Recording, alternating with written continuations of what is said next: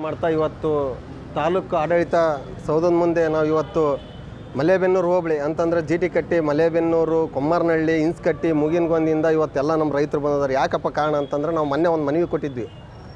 ಒಂದು ನಮ್ಮ ಬಗರುಕುಮ್ ಕಮಿಟಿ ಮಾಡಿರಿ, ನಮಗೊಂದು ಹಕ್ಕುಪತ್ರ ಕೊಡ್ರಿ ಅಂತೇಳಿ ನಾವು ತಹಸೀಲ್ದಾರ್ಗೆ ಸುಮಾರು ಒಂದು 8 ದಿನಗಳ ಹಿಂದೆ ನಾವು ಬಂದು ನಮ್ಮ ತಾಲೂಕು ಅಧ್ಯಕ್ಷರು ನಾವೆಲ್ಲ ಸೇರಿ ಒಂದು ಮನವಿಯನ್ನು ಕೊಟ್ಟಿದ್ವಿ.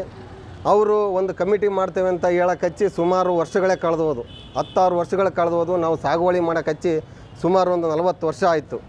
ಇದಕ್ಕೆ ನಮ್ಮ ರಾಜ್ಯ ಕಾರ್ಯದರ್ಶಿಗಳು ಕೂಡ ಸುಮಾರು ಒಂದು ಸಾವಿರಾರು ಸಲ 10, 20, 50 ಸಲ ಅಲ್ಲ, ಸಾವಿರಾರು ಸಲ ಚಪ್ಪಲಿ ಸವಿಯ ತನಕ ಅಡ್ಡಾಡ್ತಾನೆ ಅದಾವೆ. ಈಗೂ ಕೂಡ ಬಂದಿರೋ ಉದ್ದೇಶನೇ ಅದು. ಪ್ರತಿಯೊಬ್ಬ ತಹಸೀಲ್ದಾರ್ ಬರ್ತಾರೆ, ನಾವೆಲ್ಲ ಹೇಳಿದ್ದೀವಿ, ನಾವೆಲ್ಲ ಕೇಳಿದ್ದೀವಿ, ಹೇಳ್ತಾ ಇದ್ದೀವಿ, ನಾವು ಕೇಳ್ತಾ ಇದ್ದೀವಿ, ಇಲ್ಲ ಸರ್ಕಾರದಿಂದ ಕಮಿಟಿ ಮಾಡೋಕ್ಕೆ ನಮಗೆ ಆದೇಶ ಬಂದೈತಿ, ನಾವು ಮಾಡ್ತಾ ಇದ್ದೀವಿ. ಅಲ್ರಿ 1 ಸಲ 2 ಸಲ 5 ಸಲ 10 ಸಲ 5 ಸಲ 100 ಸಲ ಲಕ್ಷ ಸಲ ಆತಲ್ರಿ. ಒಟ್ಟಿಗೆ ಅನ್ನ ತಿನ್ಬೇಕಂದ್ರೆ ರೈತ ಬೇಕು.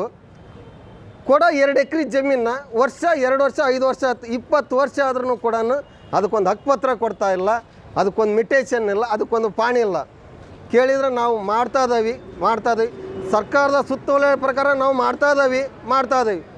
ಏನು ರೀ ನೀವು ಮಾಡ್ತಾ ಇದ್ದೀರಿ? ನಮ್ಮ ಕಂದಾಯ ಸಚಿವರು ಕೇಳಿದ್ರೆ ಏನಂತ ಹೇಳಿದ್ರೆ, ನಾವು ಆದೇಶ ಹೊಡಿಸಿದ್ದೀವಿ, ನೀವು ಅದನ್ನೇನೈತೋ ಒಂದು ಕ್ರಮಬದ್ಧವಾಗಿ ಹೊಲಗಳಿಗೆ ಹೋಗಿ ಅಳತಿ ಮಾಡಿದ್ದೀರಿ, ಎಲ್ಲ ಆಗೈತಿ, ಅದು ಯಾರು ಏನಂತ ತಿಳ್ಕೊಂಡು ಒಂದು ಹಕ್ಕುಪತ್ರ ಕೊಡ್ರಿ ಅಂತ ಹೇಳಿದರೆ, ಇವ್ರನ್ನು ನಾವು ಮಾಡ್ತಾ ಇದ್ದೀವಿ, ಕೇಳ್ತಾ ಇದ್ದೀವಿ, ನೋಡ್ತಾ ಇದ್ದೀವಿ. ಇನ್ನು ಎಷ್ಟು ವರ್ಷ ನೋಡ್ತೀರಿ ಸ್ವಾಮಿ? ಬೆಳಕರಿತೈತಿ, ಸಾಯಂಕಾಲ ಆಗ್ತೈತಿ. ಎಷ್ಟು ವರ್ಷದಿಂದ ನಾವು ಕಲ್ಲು ಬಗ್ಯಾನ, ಎಷ್ಟು ವರ್ಷದಿಂದ ನಾವು ಸೆದಿ ಆಡ್ಸೋಣ?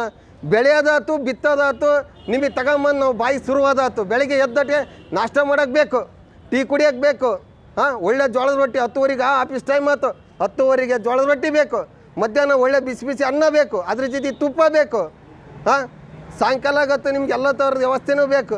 ನಮ್ಮ ಬಗ್ಗೆ ನೀವು ಯಾಕೆ ತಲೆ ಕೆಡ್ಸ್ಕೊಳಲ್ಲ ಅಂತ ವಿಧಾನಸೌಧ ಚರ್ಚೆ ಮಾಡಿದ್ರೂ ಅವ್ರು ಹೇಳ್ತಾರೆ ಕೊಡ್ರಿ ಅಂತ ಹೇಳ್ತಾರೆ. ನೀವು ನೋಡಿದರೆ ಕಮಿಟಿ ಆಗಿಲ್ಲ ಅಂತ ಹೇಳ್ತಿದ್ದೀವಿ.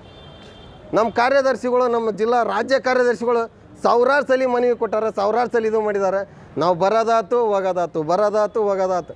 ಪುಕ್ಸೇಟೆ ಬರೋದಲ್ರಿ. ಇಲ್ಲಿ ಪೆಟ್ರೋಲ್ ಖರ್ಚು ಇಟ್ಕೊಂಡು, ನಮ್ಮ ಊಟದ ಖರ್ಚು ಇಟ್ಕೊಂಡು, ಮನೆ ಕೆಲಸ ಕಾರ್ಯಗಳನ್ನು ಬಿಟ್ಟೆಲ್ಲ ಬಂದಿರ್ತಾವೆ ನಾವು. ಆದರೆ ನೀವೇನು ಮಾಡ್ತಾಯಿದ್ದೀರಿ ನೀವು? ಇದನ್ನು ಯಾರು ಕೇಳಬೇಕು? ಕೇಳಿದ್ರೆ ಅದೇ ನಾವು ಕಮಿಟಿ ಮಾಡ್ತೀವಿ.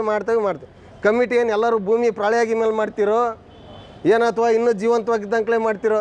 ಹೇಳಿಬಿಡ್ರಿ, ಯಾವ ಕಮಿಟಿನೂ ಮಾಡೋಕ್ಕಾಗಲ್ಲಪ್ಪ, ಯಾವ ಸಾಗುವಳಿನಿಲ್ಲ ಅಂತ ಹೇಳಿ ಒಂದು ಎಂಡಸ್ಮೆಂಟ್ ಕೊಡ್ರಿ, ಅದ್ರ ಮುಂದಿನ ಕಾರ್ಯಕ್ರಮ ನಾವು ನೋಡ್ಕೊಂತೀವಿ. ಕೃಷ್ಣೇ ಬೋರೇಗೌಡರು ಹೇಳಿಬಿಡದಾರೆ ಏನಂತ, ಉಳುವವನೇ ಒಡೆ ಅಂತ ಇಂದ್ರ ಮೇಡಮ್ ಅವ್ರು ಏನು ಹೇಳಿದ್ರು ಅದನ್ನೇ ಹೇಳಿದ್ದಾರೆ. ಅದನ್ನು ಕ್ಲೀನಾಗಿ ಶೋಷಣೆ ಮಾಡಿ ಅವ್ರಿಗೊಂದು ಹಕ್ಕುಪತ್ರದ ವ್ಯವಸ್ಥೆ ಮಾಡಿರಿ ಅಂತ ಹೇಳಿದ್ದಾರೆ. ಅದನ್ನು ಇನ್ನೂ ನೀವು ಎಷ್ಟು ವರ್ಷಕ್ಕೆ ಮಾಡ್ತಿರೋ ಬಿಡ್ತಿರೋ ಗೊತ್ತಿಲ್ಲ.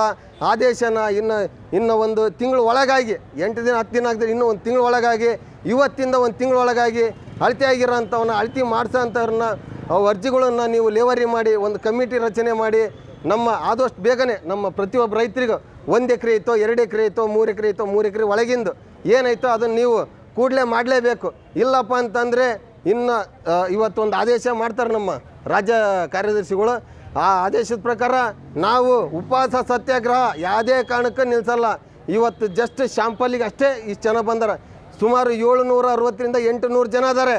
800 ಜನ ಬಂತಂದರೆ ಯಾವುದೂ ಉಳಿಯಲ್ಲ, ಹೆಚ್ಚು ಕಮ್ಮಿ ಬೆಂಗಳೂರು ತನಕ ಹೋಗ್ತೈತಿ. ಆಮೇಲೆ ನಿಮ್ಮ ಕೆಲಸಕ್ಕೆ ಕೂತು ಕೂಡ ಬರ್ತೈತಿ.